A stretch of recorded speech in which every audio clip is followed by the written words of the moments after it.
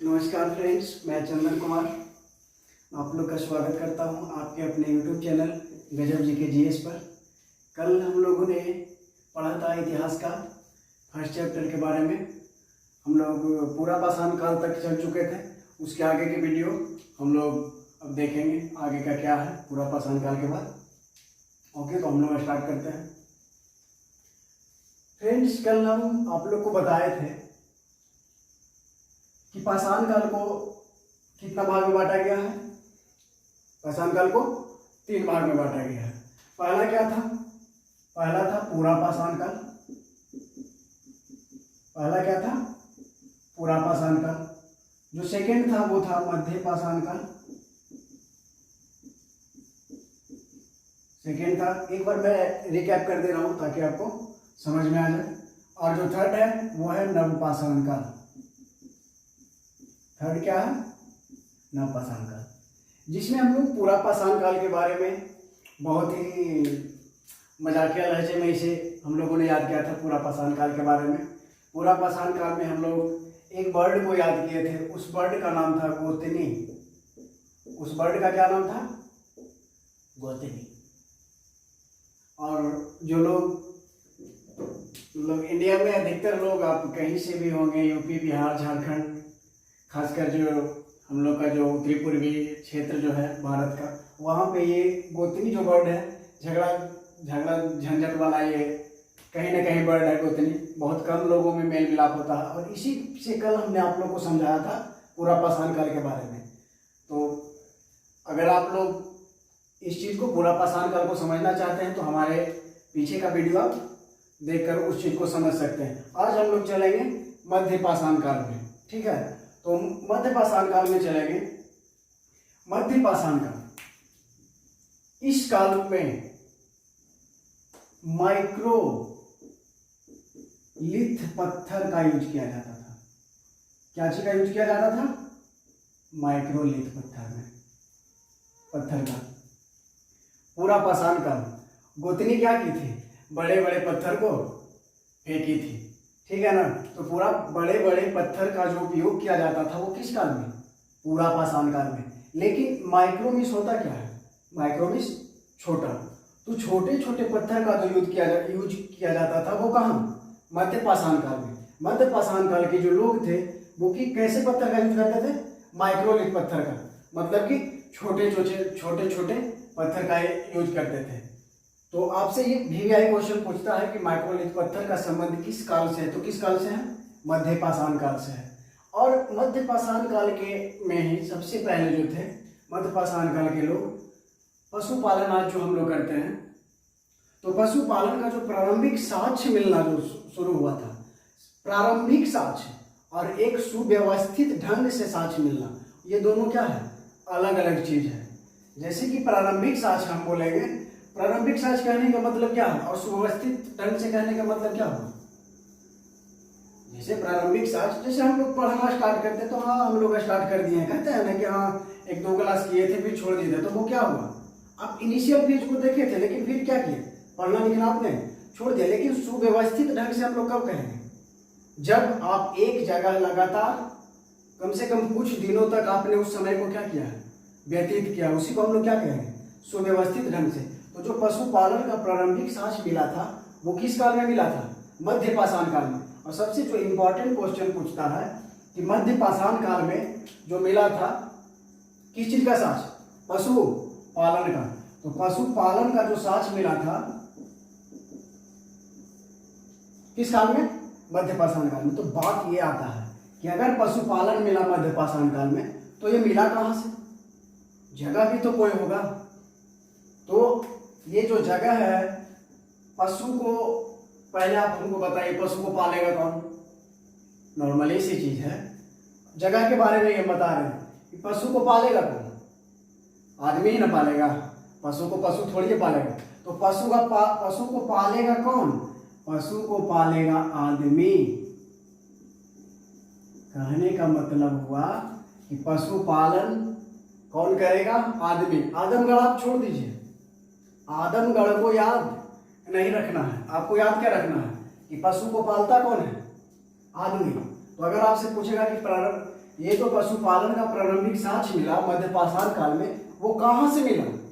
मिला था आदमगढ़ से। हम लोग को सिर्फ याद रखना है कि पशु को पालता कौन है? तो आदमी पालता है। ये चीज आपको समझ में आ गया। उसके बाद ये चीज आपको समझ में आदमगढ़ के बारे में आ गया। अब हम आपको मध्य पाषाण काल के बारे में मैप के हिसाब से आप लोग को हम क्या करेंगे, बता देंगे, ताकि माइंड में रहे। ऐसे अगर इस तरह से हम दिखाते चले जाएंगे तो आपको रटना पड़ जाएगा। ठीक है, तो रटना तो हम लोग को है ना, यहाँ पे रटने और पढ़ने हम लोग नहीं आए हैं। इस चैनल पे हम लोग सीखने के लिए आए हैं। सीखना है, रटना नहीं है, ना ही पढ़ना है, बस सीख लेना है इस चीज को। तो मैप से आप लोग को मैं बताता हूँ।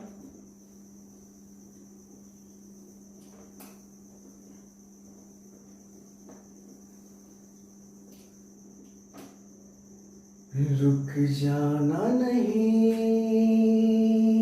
तू कभी हार के, कांटों पे चल के मिलेंगे शाये बहार के। रुक जाना नहीं तू कभी हार के, कांटों पे चल के मिलेंगे शाये बहार के। तो फ्रेंड्स, हम लोग को भी रुकना नहीं है। एक हार से हम लोग को भयभीत नहीं होना है। ठीक है, ये जो मैं गाना गा रहा था इसके पीछे भी कोई राज था। ठीक है, हम लोग क्या करते हैं, एक दो हार से क्या होते हैं, व्याकुल हो जाते हैं, लगता है कि अब हमसे नहीं होगा। होगा, हिम्मत तो आप करके देखिए, भगवान भी परीक्षा लेता है। ठीक है ना, ये तो इंसान एग्जाम ले ही रहा है। सबसे पहला एग्जाम आपको भगवान लेता है। एक दो बार जब तक आप हारिएगा नहीं, तब तक फिर जीत का स्वाद, मजा जो आता है ना जीत का, वो आपको नहीं आएगा। तो मैं बना दिए हैं, अच्छा नहीं बना होगा, ठीक है, फिर भी कोशिश हमने किया था। अब देखिए, हम लोग मध्य पाषाण काल के बारे में देखेंगे।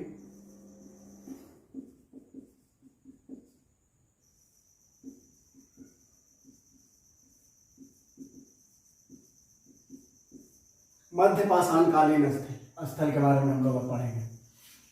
ठीक है, तो मध्य पाषाण कालीन जो स्थल है, इसमें हम लोग तीन को मिनिमम, जो तीन जगह है, इसको एकदम आपको माइंड में रहना चाहिए। ये तीन जगह आपको भूलना नहीं है। सबसे पहले है पूरे ये जो भारत है, इसके बीच में कौन सा स्टेट है? एमपी। ठीक है, ये जो एमपी है, एमपी में ही जगह था जिसका नाम था आदमगढ़। यही जो आदमगढ़ है, यहीं से सबसे पहले मध्य पाषाण काल में क्या चीज का साक्ष्य मिला है? पशु पालन का। ठीक है, यहां से क्या मिला है? पशुपालन। जब एमपी के इधर अगर आप मैप पे देखिएगा तो इस कोने पे यहाँ पे क्या है? यूपी है ना। तो यूपी में एक जगह है, उसका नाम है सराय नहराय। यूपी में जो जगह है उसका नाम क्या है? सराय नहराय। ठीक है, मैप पे समझ में आ जाएगा, रटना नहीं है। मैप के बीच में कौन सा जगह है? एमपी है। एमपी में जो है जगह का नाम क्या है? आदमगढ़ है। और हम लोग पढ़ रहे हैं मध्य पाषाण काल के बारे में। मध्य पाषाण काल में जो जो स्थल है उसके बारे में हम लोग, स्थल बहुत है मध्य पाषाण काल में, लेकिन हम लोग को ज्यादा के बारे में पढ़ना नहीं है। स्थल तो मतलब बहुत सारा है, कुछ वेस्ट बंगाल में भी जगह है, जैसे बीरभानपुर हुआ, ये सब है। फिर आपका महदहा भी है, उसके बाद बहुत सारे हैं, सारे के बारे में जानना नहीं है। आदमगढ़ से पशुपालन मिल गया। और यूपी में जो सराय नहराय है, यहाँ से हड्डी के उपकरण मिले हैं। क्या मिले हैं? हड्डी के उपकरण। तो हड्डी के उपकरण कहाँ से मिले हैं? सराय नहराय से। समझ में आ गया।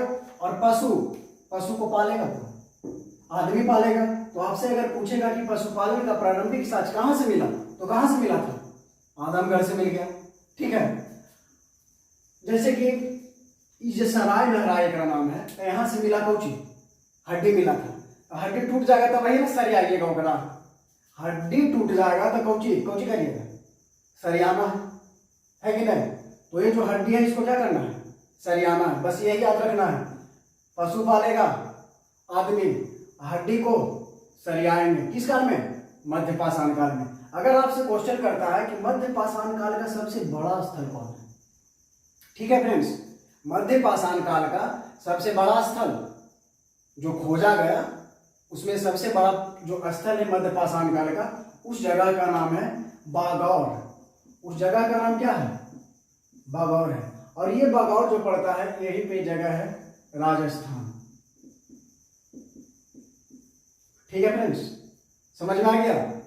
तो हम लोग को याद, और महदहा भी है कहाँ, यूपी में ही है। महदहा से मिला है आपका, हड्डी के ही अवशेष मिले हैं, हड्डी के ही उपकरण वगैरह मिले हैं। कहाँ से, यूपी के में एक और जगह है उसका नाम क्या है, महदहा। यहां से भी क्या मिला है,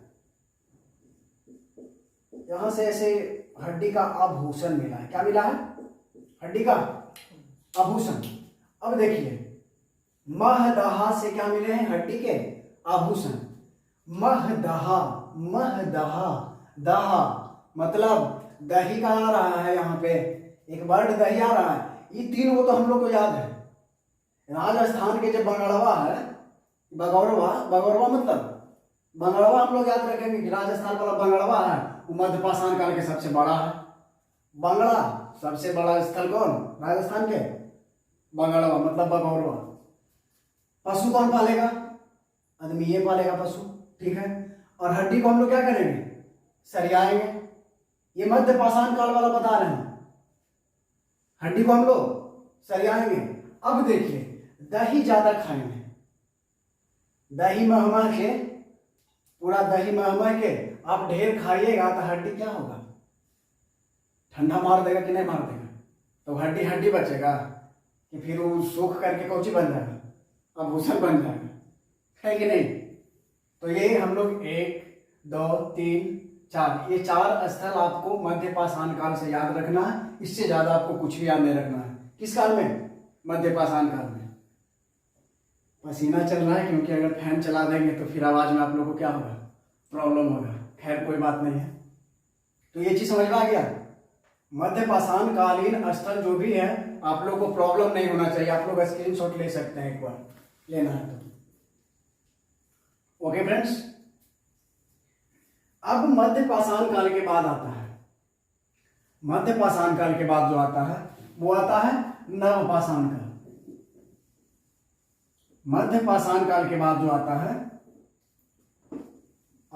नव पाषाण काल।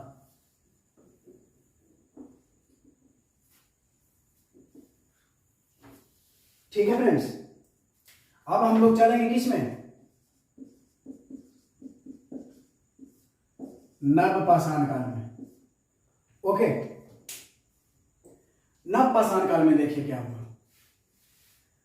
पशुपालन का प्रारंभिक साक्ष्य तो मिलना हमको शुरू हो गया था किसमें, मध्य पाषाण काल में ही। किसका, पशुपालन का। लेकिन अब नव पाषाण काल के बारे में जब हम लोग चलेंगे तो नव पाषाण काल में कृषि का साक्ष्य मिलना क्या हो गया था, शुरू हो गया था। किसका, कृषि का। कृषि जो होने लगा था ना सुव्यवस्थित ढंग से, ठीक है। कृषि जो स्टार्ट हुआ, खेती बाड़ी करना शुरू कर दिया था लोगों ने, नव पाषाण काल के लोगों ने, वो अस्थायी तौर पे कृषि करना शुरू कर दिए थे। एक जगह रह के वो कृषि शुरू कर दिए थे, ठीक है। और कृषि अगर खेती बाड़ी शुरू किए तो सबसे पहले इन्होंने जो नव पाषाण कालीन लोगों ने जो उपजाया वो कौची उपजाया, जौ उपजाया। सबसे पहले जौ उपजाया। जौ कहाँ उपजाया, ईरान में, ठीक है। तो जौ का खेती सबसे पहले जो नव पाषाण काल वालों ने किया वो कहाँ किया, ईरान। जाओ तो ईरान, कहाँ जाओ, जाने के लिए बोल रहा है, कहाँ जाओ, ईरान जाओ। ये याद रहेगा, जाना कहाँ है, ईरान जाना है। अब देखिए जौ के बाद है गेहूं, जौ के बाद गेहूं। तो गेहूं घर में के पीस रहा था, अरे गेहूं को पीसते होंगे ना, तो घर में गेहूं के पीसते हैं, मेहरारू। अरे कब तक मम्मी से पिसवाइएगा गेहूं जी, मेहरारू। गेहूं कौन पीसेंगे? मेहरारू। जो नहीं लाए हैं ले आइएगा जल्दी। कब लाइएगा? पहले ये सब पढ़ के कुछ बन जाएंगे। ऐसे ही ले आइएगा ना तो परेशानी, बहुत ज़्यादा परेशानी झेलना पड़ेगा। तो देखिए, जाओ तो कहाँ जाओ? ईरान। नवपाषाण काल के बारे में बता रहे हैं। जाओ तो कहाँ जाओ? ईरान। कृषि करना शुरू कर दिया था अस्थायी तौर पर। ठीक है, जाओ तो ईरान जाओ। गेहूं, गेहूं के पीसेंगे? गेहूं पीसेंगे मेहरारू, मतलब मेहरगढ़। आपसे क्वेश्चन पूछेगा जौ एवं गेहूं का साक्ष्य कहां से मिला है, तो आप मेहरगढ़ मार सकते हैं। ठीक है, ये पीसीएस लेवल के लिए है। जौ ईरान। आपका अगर नॉर्मली पूछेगा, रेलवे का हो गया, एलडीसी हो गया, आपका एमटीएस हो गया, ग्रुप डी हो गया, रेलवे का कोई भी जो पद हुआ, उसमें अगर आपसे पूछेगा ना तो जौ एवं गेहूं के साक्ष्य कहाँ मिला है, तो मेहरगढ़ मारना। लेकिन पीसीएस लेवल में क्या होता है ना कि पूरा के पूरा पूछता है, क्या अंदर से क्वेश्चन पूछता है, वो एग्जैक्ट पूछेगा कहाँ से, कि जौ के साक्ष्य कहाँ से मिले हैं। तो आप अगर ऑप्शन ईरान रहेगा तो आपको कहाँ मारना है? ईरान, क्योंकि प्रॉपर जो जौ का जो साक्ष्य मिला है कहाँ से मिला है? ईरान से मिला है। उसके बाद देखिए, जौ हो गया, गेहूं हो गया, भात उतना खाइएगा, चावल रोल तो खाइएगा ना जी। तो चावल, क्या चीज? चावल। अब हम लोग इंडियन है तो इंडियन 70% क्या है, हम लोग गांव में ही रहते हैं। तो हर गांव का एक डीह होता है। हर गांव में डीह होता है कि नहीं? तो चावल जो मिला है कहां से मिला है?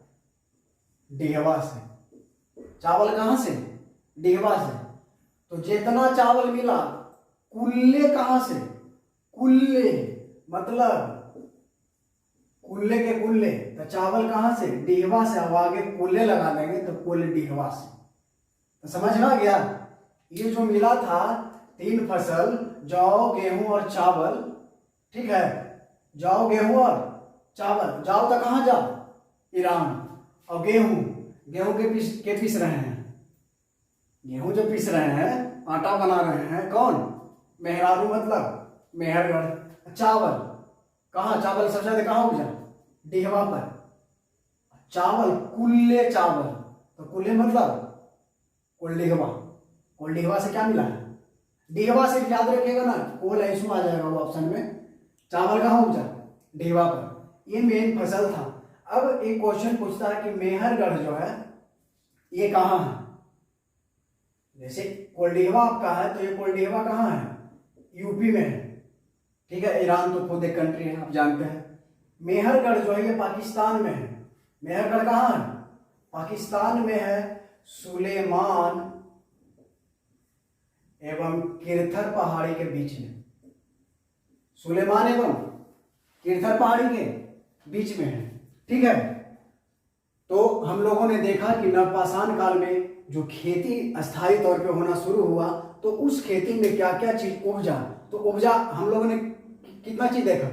3 चीज देखा, जौ, गेहूं और चावल। जाओ तो कहाँ जाओ? ईरान जाओ। गेहूं मेहरारू पीसेंगे और चावल डीहवा पे उपजेगा। समझ में आ गया? और ये जो मेहरारू है, मेहरारू के जो नहर है वो कहाँ है? सुलेमान एवं किरथर पहाड़ी के बीच में। सुलेमान एवं किरथर पहाड़ी के बीच में है। समझ में आ गया? ये चीज हम लोग को कोई दिक्कत नहीं होना चाहिए।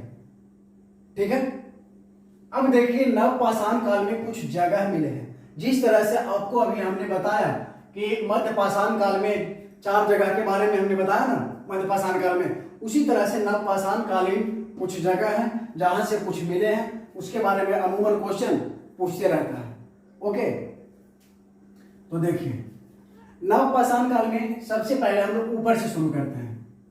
ठीक है, ऊपर में कौन सा राज्य है ये? अगर ये मान के चलिए तो ऊपर वाले को हम मान लेते जम्मू कश्मीर है ऊपर में। तो जम्मू कश्मीर का एक जगह है, उस जगह का नाम है बुर्जहोम। जगह का नाम क्या है? बुर्जहोम। जगह का नाम क्या है?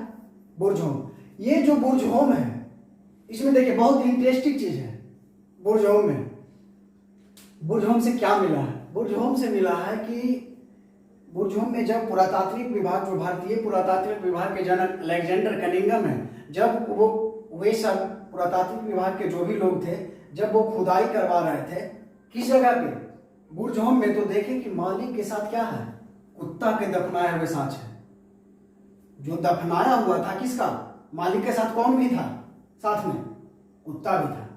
ठीक है, ऐसे भी आप जानते हैं कि जो अभी भी इंसान से सबसे ज्यादा अगर कोई जानवर प्रेम करता है तो वो कौन है, कुत्ता ही है, जो कि अभी इंसान से ज्यादा प्रेम करता है। उस समय में भी करता होगा, तो बेचारा मालिक मर गया होगा, तो ओकरा साथे किसको भी, कुत्ता को भी बोला होगा कि कहला काय के तू कर ले तो रोए के साथे कुछ कर दे।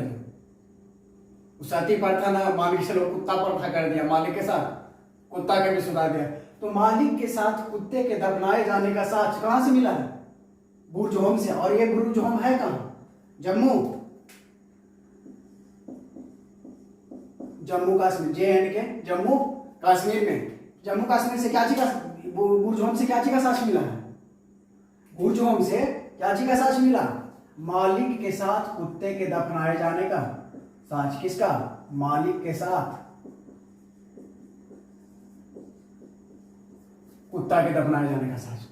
ओके, उसके बाद जम्मू कश्मीर में ही है एक जगह और है, उसका नाम है गुफा कराल। जम्मू कश्मीर में एक जगह और है, उसका नाम क्या है, गुफा कराल। ये गुफा कराल है। गुफा में आप जानते हैं कि नहीं, जानवर बरसा तरसा कस के पड़े लगेगा, तो आप थोड़ी देखने जाइएगा, देखिएगा कि गुफा है तो ज्यादा अंदर तो नहीं जाइएगा, लेकिन थोड़ा सा जा करके कुछ करिएगा, छिपा रहेगा, और अंदर जानवर वो रहेगा, मतलब जानवर भी है और आप भी है कि नहीं। तो गुफा कराल जो है यहां से मिला है, गुफा कराल से, थोड़ा सा इसको मिटाना पड़ेगा। गुफा कराल से जो मिला है, यहाँ कृषि का भी साक्ष्य मिला है और पशुपालन का भी साक्ष्य मिला है। कृषि एवं पशुपालन दोनों का साक्ष्य कहां से मिला है, गुफा कराल से। जम्मू कश्मीर के बुर्जहोम से मालिक के साथ कुत्ता के दफनाए जाने का साक्ष्य, एवं गुफा कराल से कृषि एवं पशुपालन का साक्ष्य मिला है, एवं कुछ हड्डी के उपकरण का भी अवशेष गुफा कराल से मिला है। उसके बाद हम लोग जस्ट नीचे आते हैं, जम्मू कश्मीर के नीचे, तो यहाँ पे मान लीजिए यहाँ दिल्ली है, यहाँ पे क्या है, दिल्ली है। तो दिल्ली का पुराना नाम क्या था, हस्तिनापुर था, इंद्रप्रस्थ था। तो यहाँ पे आता है हस्तिनापुर, क्या है, हस्तिनापुर। ये हस्तिनापुर से मिला है गैरिक मृद्भांड या गौरिक मृद्भांड। गैरिक मतलब हस्तिनापुर में जो गैरिक मिला है, नहीं ध्यान में रहे तो मेरा शर्ट देख रहे हैं ना, ये गेरुआ कलर ही है, इसी आप गैरिक शर्ट इसको बोल सकते हैं, क्या, गैरिक शर्ट। तो गैरिक मृद्भांड, मृद्भांड का मतलब हुआ मिट्टी का बर्तन, मिट्टी का घड़ा टाइप के, जैसे मृद्भांड बता दे रहे हैं थोड़ा सा। ये क्या हो गया, इस टाइप के घर में शादी ब्याह होता है तो इस तरह से बना हुआ नहीं रहता है, इस तरह से रहता है ना घड़ा वगैरह, तो यही सब क्या है, मृद्भांड है। और ये कौन सा कलर का था, गेरुआ कलर का था, इस टाइप का था। तो ये जो गैरिक मृद्भांड मिले हैं, कहां से मिले हैं, हस्तिनापुर से। ऐसे भी हस्तिनापुर में महाभारत हुआ था, तो ये सब चीज मिलना तो आम बात है, कहाँ, हस्तिनापुर में। ये चीज समझ में आ गया। इसके बाद देखिए हम लोग चलते हैं, हस्तिनापुर के बाद यूपी के कोल्डीवा तो बता दिए थे पहले ही कि यूपी के कोल्डीवा में क्या मिला है, चावल का साक्ष्य मिला है। अब यहीं पे यूपी में एक जगह है, यूपी में ही एक जगह है, उसका नाम है चेपानी मांडो। यूपी में एक जगह है, उसका नाम क्या है, चेपानी मांडो। जगह को एकदम याद रखिएगा, यूपी में कौन सा है, चेपानी मांडो। ये चेपानी नहीं ध्यान में रहेगा ना, ममानी याद में रहेगा, ध्यान में रहेंगे। चेपानी नहीं तो कौन, ममानी, ये तो याद रहेंगे ना। तो देखिए गैरिक मृद्भांड तो हस्तिनापुर से मिला है, लेकिन ये जो चेपानी मांडो है यहां से मिला है जामितीय मृद्भांड। क्या मिला है, ज्यामितीय मृदभांड। ज्यामितीय कहने का मतलब क्या है? कुछ गोलाकार, कुछ आयताकार भी, मतलब तरह तरह के शेप में मिले हैं क्या? ज्यामितीय मृदभांड। मतलब कि ज्यामितीय रूप से, कोई चौड़ा है, कोई लंबा है, कोई गोलाकार है, इस टाइप से मिट्टी के बर्तन बने हुए मिले हैं। तो ज्यामितीय मृदभांड कहाँ से मिला है? चेपानी मांडो से। और ये चेपानी मांडो है कहाँ? ये ममानी है कहाँ के? यूपी के। ममानी मांडो, चेपानी मांडो कहाँ के? यूपी के हैं। तो ये चीज समझ में आ गया। यहीं पे यूपी के बगल में ही यहाँ पे मेरा अपना क्या है? यहाँ पे क्या है? बिहार। यहाँ पे क्या है? बिहार है। और बिहार में एक जगह है, उसका नाम है चिरांद। उस जगह का नाम क्या है? चिरांद। चिरांद जो है सारण छपरा में पड़ता है, जहां पे खेसारी लाल का घर है। कहाँ? छपरा, वही पे बगल में ही सारण में कौन सा है? चिरांद है। यहां से मिले हैं हिरण के हड्डी के उपकरण। क्या मिले हैं?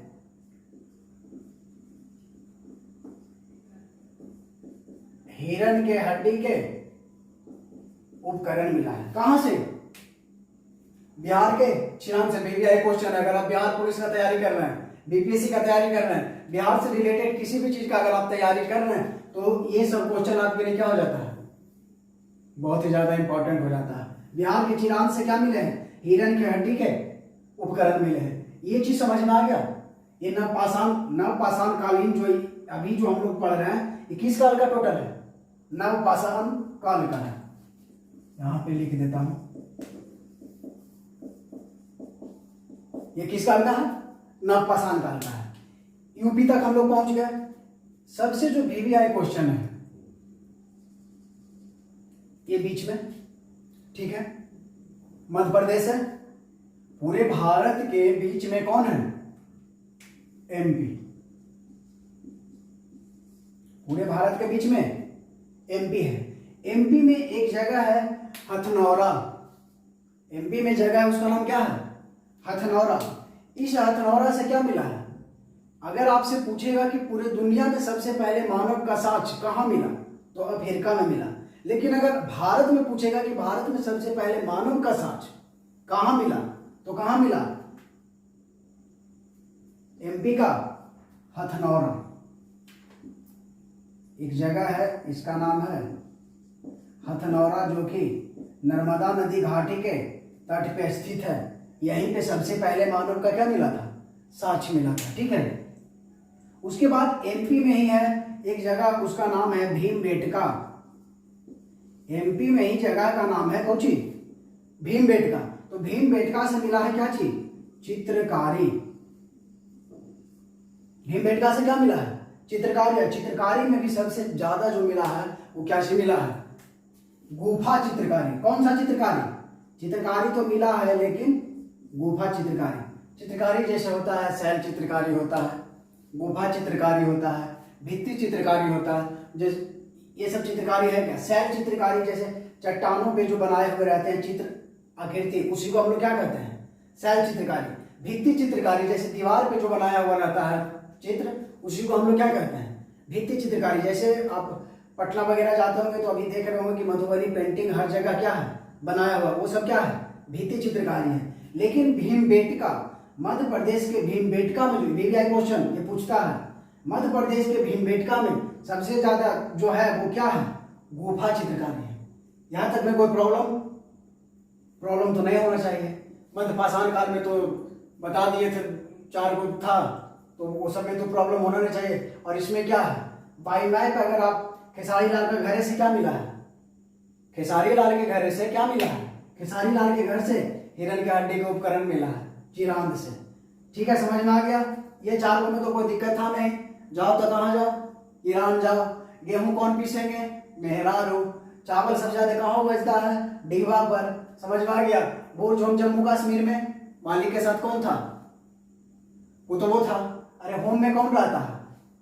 घर में बुर्ज वाला छोड़ दीजिए ना, घर में कौन रहता है? मालिक का कुतबा दोनों रहता है। तो बुर्ज होम में कौन? मालिक का कुतबा। गुफा कराल है, गुफा में कौन सी? पशु भी रहेगा, खेती करते करते वर्षा पड़े रहेगा तो जाकर के किसान लोग भी वहीं पे जाके क्या हो जाएंगे, छिप जाएंगे। तो गुफा कराल में कृषि एवं पशुपालन दोनों का क्या मिला है, साक्ष्य मिला है। उसके बाद हस्तिनापुर से क्या मिला है, गैरिक मृदभांड। भीमबेटका से चित्रकारी गुफा।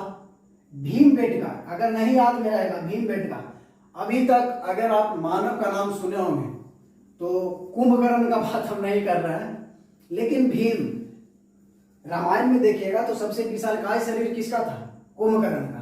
तो कुंभकर्ण के आप चित्र बना सकते हैं ना जी, तो सबसे बड़ा चित्र किसका बनाइएगा, कुंभकर्ण का। लेकिन जैसे ही आप महाभारत बनाते हैं तो सबसे ज्यादा किसका, सबसे ज्यादा विशालकाय शरीर किसका था, भीम का था।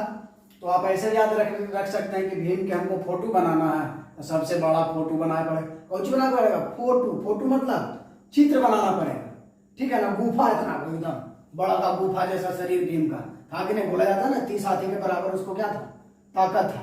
तो उतना तो आपको बनाना पड़ेगा ना। तो भीमबेटका से क्या मिला है, चित्रकारी गुफा मिला है।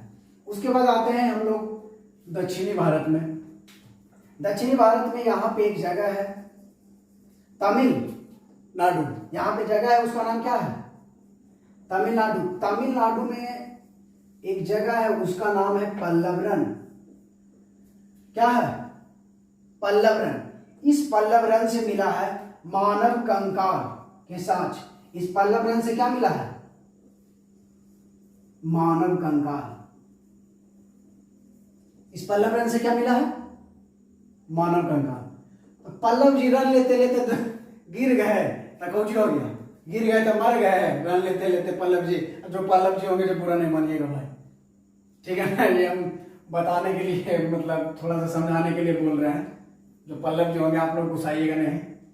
पल्लव जी रन लेते लेते क्या हो गए, ऐसा हो सकता है, ठीक है वो मरे नहीं है, लेकिन पल्लव जी इतना रन लिए, इतना दौड़े कि उनका जो शरीर है क्या हो गया, कंकाल के जैसा बन गया। इतना वो दौड़े कि वो पूरा फिट हो गए।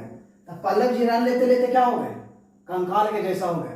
तो पूछेगा कि मानव कंकाल का प्रारंभ सबसे प्रथम जो साक्ष्य मिला वो कहाँ मिला, तो पल्लवरन में मिला। ये पल्लवरन है कहाँ, तमिलनाडु में है। लेकिन मानव का साक्ष्य सबसे पहले कहाँ मिला है, मानव का साक्ष्य सबसे पहले कहाँ मिला है, हथनौरा, नर्मदा नदी घाटी के किनारे, ठीक है। हथनौरा में सबसे पहले मानव का साक्ष्य मिला है। इसके बाद आता है इधर कर्नाटक है। कर्नाटक में जगह है संगनकल्लू और एक है पिकलीहल। टेंशन नहीं लीजिए, हार्ड है थोड़ा सा बोलने में, लेकिन अभी हम यहीं पे हैं, ये हार्ड नहीं रहेगा 2 सेकंड के बाद। ये कहाँ, कर्नाटक में संगनकल्लू और पिकलीहल, ये कहाँ है, कर्नाटक में। तो देखिए बोला जाता है, अभी कुछ ही दिन पहले हम लोग का होली समाप्त हुआ है, तो वहां पे क्या था, संगनकल्लू है, लास्ट में कल्लू आ रहा है और शुरू में पिकलीहल मतलब पिल्ले हल। कलुआ कौची कहले था, पिल्ले था। कलुआ पिल्ले हल, पिल्ले हल, संगनकल्लू और पिकलीहल 2 जगह है कहाँ, कर्नाटक में। तो कलुआ पिल्ले हल है और कौची कर हल है, नाटक मतलब कर्नाटक। कर्नाटक में कौन, संगनकल्लू और पिकलीहल। तो ये जो संगनकल्लू और पिकलीहल जो है, यहाँ से नाटक कर रहा था, होली के दिन था, कलुआ पी करके कौची के लिए था, नाटक के लिए था। तो लोग को बुरा नहीं लगा, मार के इसको कौची बना दिया, राख के ढेर बना दिया। मार के क्या बना दिया, राख के ढेर। तो फ्रेंड्स पढ़ने के लिए तो बहुत सारी चीज है, बुक में बहुत सारे चीज दिए हुए हैं, लेकिन जो हम लोग को मेन चीज जो पढ़ना था, हम लोग लगभग चीज मध्यपाषाण काल का और नवपाषाण काल का हम लोग क्या कर चुके हैं, पढ़ चुके हैं। इसमें आप लोग को कहीं पे भी कोई अगर हमसे कोई गलती हो गया होगा तो हम क्षमा चाहते हैं, लेकिन ऐसा गलती नहीं होना चाहिए, ठीक है। और आप लोग को अगर समझ में आया है तो मैं बोल रहा हूँ, अगर आप लोग को लगा होगा कि नहीं आप लोग के लिए ये फायदेमंद है, आपके एग्जाम में आपके एग्जाम में ये साथ देगा, अच्छा लगा होगा तो हमारे चैनल को आप लाइक कीजिएगा, कमेंट में बताइए अगर कुछ दिक्कत हुआ हो तो, और अपने फ्रेंड्स के साथ शेयर कीजिए ताकि आपके दोस्त लोग भी इन सब सारी चीज़ों से अवगत हो पाए और आराम से गजब तरीके से टोटल चीज़ों को क्या कर पाए, याद कर पाए। तो ठीक है दोस्त, धन्यवाद। जय हिंद, जय भारत।